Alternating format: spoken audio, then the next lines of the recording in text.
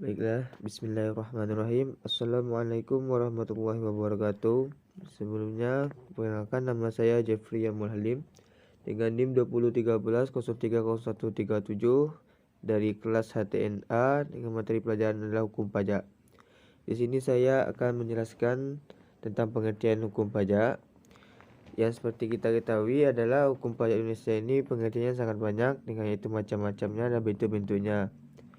Di sini saya akan menjelaskan tentang pengertian hukum pajak menurut Rahmat Sumitra. Yaitu pengertian hukum pajak menurut Rahmat Sumitra ialah iuran rakyat kepada kas negara berdasarkan undang-undang yang dapat dipaksakan dengan tidak mendapatkan jasa timbal balik atau kontraprestasi yang langsung dapat ditunjuk dan digunakan untuk membayar pengeluaran umum. Pajak adalah peralihan kekayaan dari rakyat kepada kas negara untuk membiayai pengeluaran rutin dan surplusnya digunakan untuk membiayai public investment.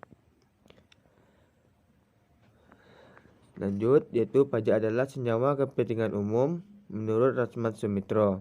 Pungutan pajak mengurangi penghasilan atau kekayaan individu tetapi merupakan penghasilan masyarakat melalui pengeluaran rutin dan pembangunan yang bermanfaat.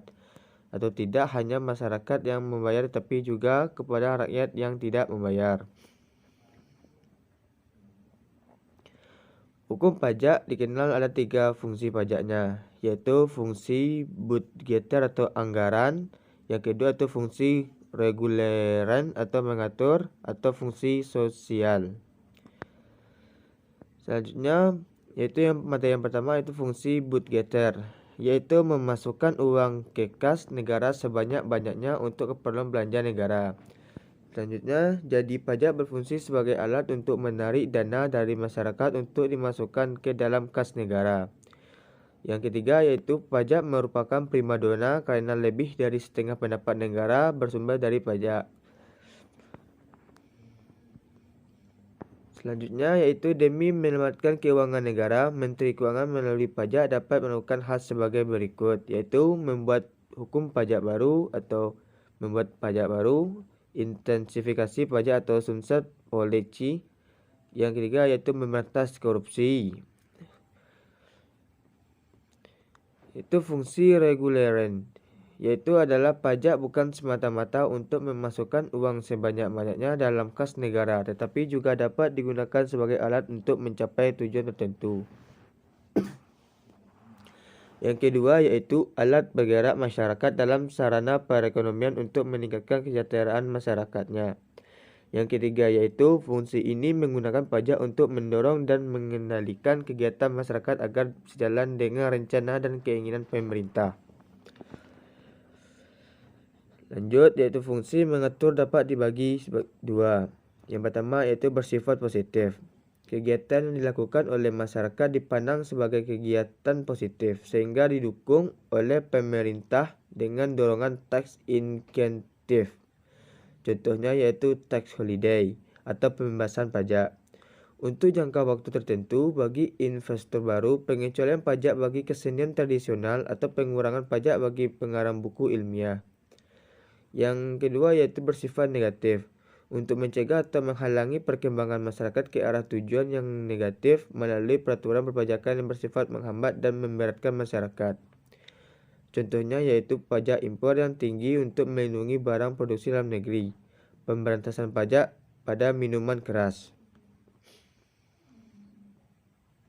Selanjutnya yaitu bagian fungsi sosial. Pemungutan pajak harus disesuaikan dengan kekuatan seseorang untuk mencapai pemuasan kebutuhan setinggi-tingginya, setelah dikurangi kebutuhan primernya. Contoh, yaitu pembayaran dari perusahaan asuransi karena kecelakaan, sakit, atau meninggalnya seseorang yang bertanggung tidak termasuk objek pajak penghasilan. Itu PS 4 huruf C Undang-Undang Nomor 17 Tahun 2000.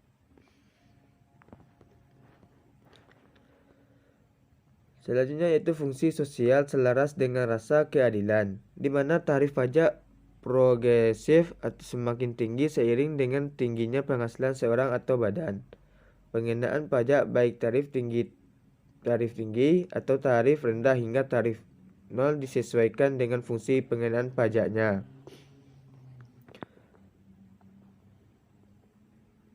Baiklah, selanjutnya yaitu dalam kedudukan hukum pajak menurut Profesor Rahmat Sumitro. Yaitu yang pertama adalah hukum perdata atau privat yang mengatur hubungan antara suatu individu dengan individu lainnya. Yang kedua yaitu hukum publik, yaitu mengatur hubungan antara pemerintah dengan rakyatnya atau HTN, HAN, hak hukum pidana. Yang selanjutnya hukum keluarga atau HK. Pajak bersifat imperatif, artinya pelaksanaannya tidak dapat ditunda. Baiklah, selanjutnya kita lanjut dengan jenis hukum pajaknya, yaitu jenis dalam hukum pajak yaitu hukum pajak material yang membuat norma-norma yang menerangkan keadaan, perbuatan, atau peristiwa hukum yang dikenai pajak atau objek pajak, siapa yang dikenakan pajak, subjek, beberapa besar pajak yang dikenakan atau tarif, segala sesuatu tentang timbul dan hapusnya utang pajak dan hubungan hukum antara pemerintah dan wajib pajak. Contoh, Undang-Undang Pajak Penghasilan. Selanjutnya adalah bagian hukum pajak formel. Memuat bentuk atau tata cara untuk mewujudkan hukum material menjadi kenyataan atau cara melaksanakan hukum pajak material. Yang kedua yaitu memuat antara lain: A. Tata cara penyelenggaraan penetapan suatu utang pajak.